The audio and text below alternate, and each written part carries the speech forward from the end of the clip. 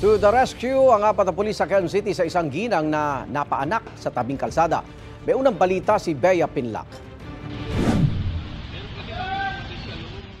Hindi pangkaraniwang tagpo sa gilid ng EDSA Balintawak sa Quezon City Miyerkules ng madaling araw. Rerespondehan sana ng mga pulis ang isang nadulas na babae. Pagdating sa lugar, buntis na nasa tabing kalsada ang naabutan nila na manganganak na. Nakita ko yung babae, duguan at manganganak na siya. So ang ginawa nung kasama ko, sinalo niya yung bata. Halos wala pang 20 seconds, lumabas na yung bata. Tulong-tulong ang apat na rumesponding pulis sa pag-alalay sa babae, pagtawag ng ambulansya at pagmando ng traffic.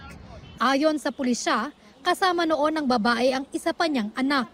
Binalot nung white cloth, no? At pinayungan din yung, kasi medyo umuulan, para hindi mabasa yung nanay at yung baby. Malusog po yung bata at umiyak pa nga po yung pagkalabas niya.